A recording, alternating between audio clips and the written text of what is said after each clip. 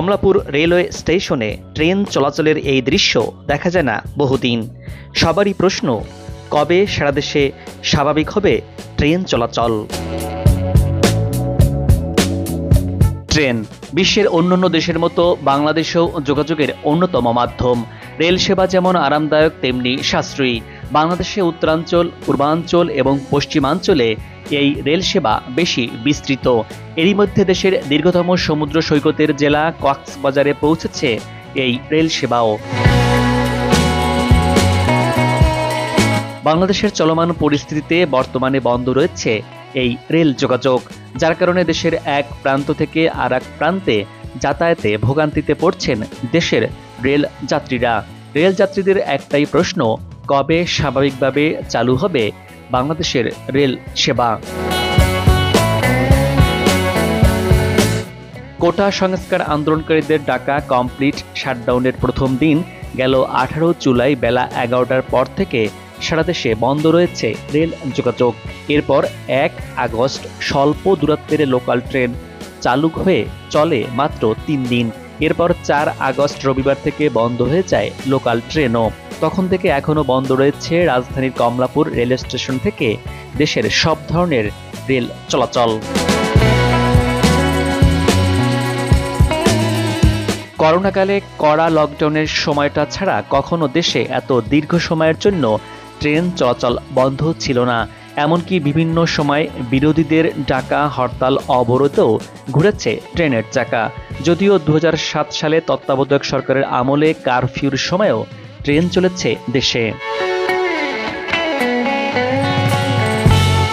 সারা দেশ থেকে 106টি আন্তনগর সহ 359টি যাত্রীবাহী ট্রেন এবং 2 জোড়া আন্তদেশীয় ট্রেন চলাচল করে। ইতিমধ্যে মৈত্রী এবং মিতালি এক্সপ্রেসের 25 এবং 27 জুলাইয়ের যাত্রা বাতিল হয়ে যায়। জুলাই মাসের 10 দিন ধরে ট্রেন না চলায় অগ্রিম টিকিট বিক্রির টাকা রিফান্ড করেছে রেলওয়ে কর্তৃপক্ষ। এতে রেলের 16 কোটি টাকা ক্ষতি হয়েছে বলে সংশ্লিষ্ট সূত্রে জানা গেছে। বাংলাদেশে চলমান অস্থিরতা বিবেচনা করে রেল যোগাযোগ আপাতত বন্ধ রাখার সিদ্ধান্ত নিয়েছে ভারতীয় রেল কর্তৃপক্ষ। পরবর্তী সিদ্ধান্ত না আসা পর্যন্ত এ সিদ্ধান্ত বলবৎ থাকবে। যদিও জুলাইয়ের মাঝামাঝি কোনো ট্রেনই সীমান্ত পাড়ি দেয়নি। ভারতীয় রেলের পক্ষ থেকে জানানো হয়েছে, কলকাতা ঢাকা মৈত্রী এক্সপ্রেস এবং কলকাতা খুলনায় চলাচলকারী বন্ধন এক্সপ্রেস ছাড়াও নিউ জলপাইগুড়ি চলাচলকারী মিতালি এক্সপ্রেসের সব শিডিউল আপাতত বাতিল করা হয়েছে। এর মধ্যে 19 জুলাই থেকে বন্ধ রয়েছে মৈত্রী এক্সপ্রেস। বাংলাদেশের পূর্ব রেলের জনসংযোগ কর্মকর্তার এক বিবৃতি থেকে জানা গেছে, 13108 কলকাতা ঢাকা মৈত্রী এক্সপ্রেস এবং 13110 ঢাকা কলকাতা মৈত্রী এক্সপ্রেস 7 আগস্ট যাওয়া আসার কথা ছিল, কিন্তু সেই ট্রেন দুটির শিডিউল বাতিল করা হয়েছে।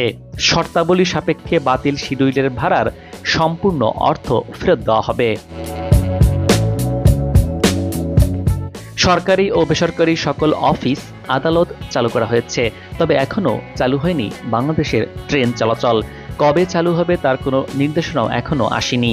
একটি সূত্রে জানিয়েছে, বাংলাদেশের রেল চলাচল শিগগিরই চালু হবে, তবে 11 আগস্ট রবিবার থেকে ট্রেন চালু হতে পারে, তবে এটি এখনও সঠিক কোনো সিদ্ধান্ত নয়।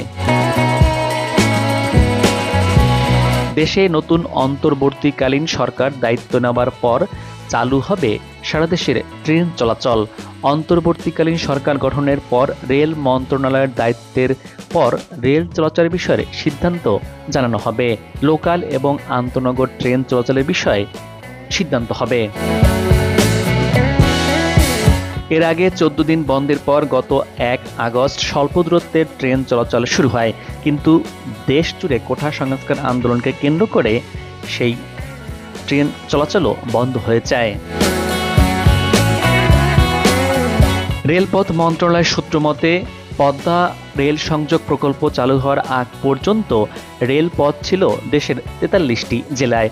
গেল বছর 10 অক্টোবর পদ্মা রেল সংযোগ প্রকল্পের ঢাকা ভাঙা অংশ চালু হওয়ায় রেল নেটওয়ার্কে যুক্ত হয় আরও 3টি জেলা, মুন্সিগঞ্জ, মাদারীপুর এবং শরীয়তপুর।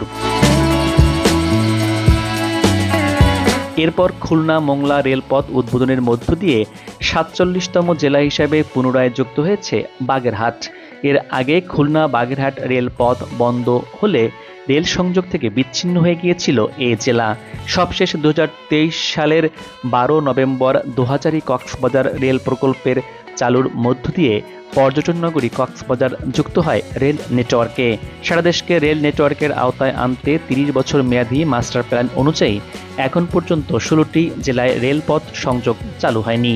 বর্তমানে দেশের দক্ষিণাঞ্চল তথা বরিশালে কোনো ট্রেন সেবা নেই।